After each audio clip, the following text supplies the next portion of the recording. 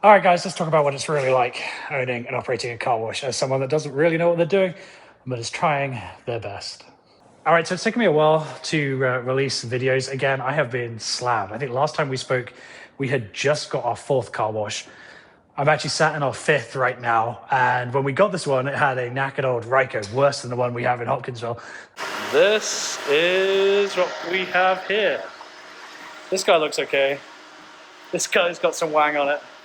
And it was no use. But because equipment is so darn expensive, we didn't want to outlay 300 grand plus to get a new machine. So what we did was we found a tandem surf line that is a couple of years old, product by PDQ, and well, we're installing it ourselves. We had a few guys come up from Atlanta to help put the frame up. I couldn't do that on my own. And then we brought one of our awesome service techs out from Tennessee for a few days to help with bits and pieces. And I'm doing the finishing touches today.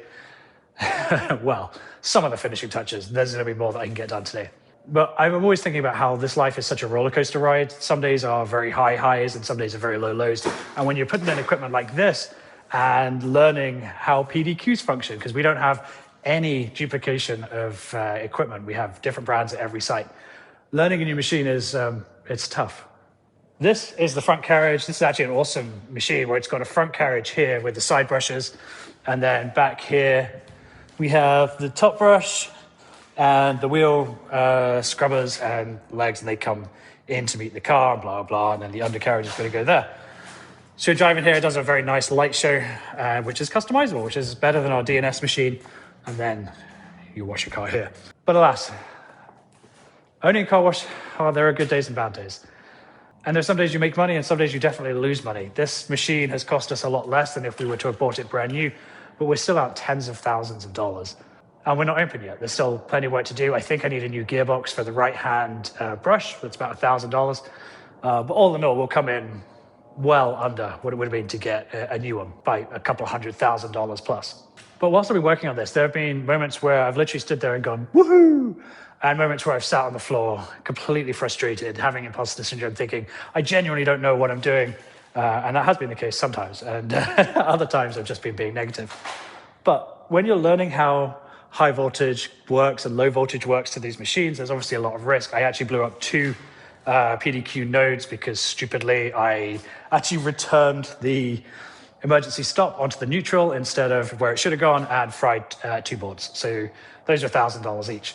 Thankfully, RDM, if you don't use RDM for spare parts, you're missing out. RDM do them for $270, so they're not too expensive to replace. But those are moments where you sit there, or literally sat on the floor, frustrated with myself, feeling dejected, and then just have to remember that there are days when you figure stuff out. Like today, I got the carriages moving, and the brush is spinning, except for that one. So it really is days when you're up, days when you're down. Let me show you some more of the site. See, this is the automatic bay.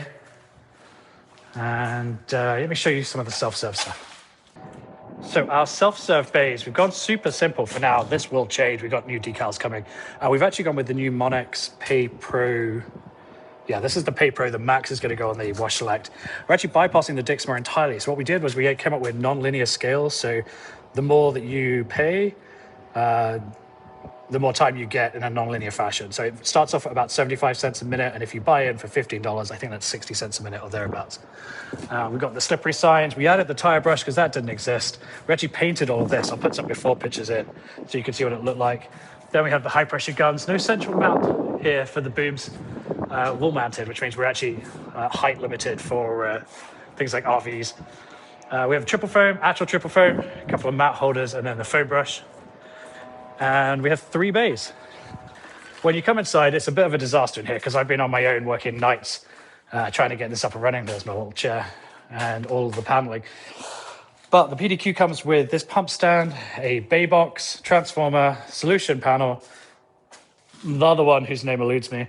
And yeah, it's all nicely plumbed in. There's lots of fit and finish to do to make sure that it is as class leading as it possibly can be.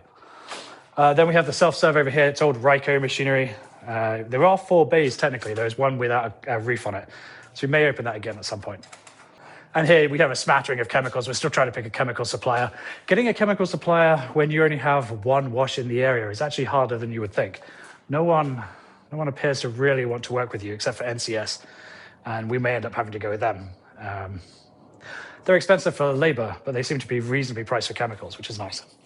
One thing they did when they plumbed this was they plumbed it really well. Everything is labeled nicely. The compressed air all goes out on metal pipework.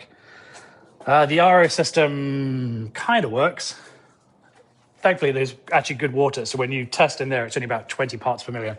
Then we have all the mixing tanks, the cap pumps, the biggest outsized boiler that I've ever seen for a car wash that actually doesn't use hot water for anything other than the rinse tank, and then everything disappears up into the trough. So that's a brief view of this site. Once the tandem Surfline is up and working properly, I'll give you a full tour of how that works. But for now, stick at it, stay positive. There are days that are good, days that are bad, and that's just all kind of part of it. What I hope is that ultimately the good days outweigh the bad days, and generally they do. Just got to look at the bigger picture, think of the long-term plan, and although this might be costing you money today, the goal, of course, is that it makes you money for many years going forward. I'm going to try and get this video out just after Halloween, which is a week away, so bear with me. If you're interested in car washing, you made it this far, please consider subscribing, put a like on the video, leave a comment, and yeah, get in touch. There's some good discussions off YouTube, wherever you can find me. Occasionally I'm on Instagram, but also not really. I'll see you in the next one.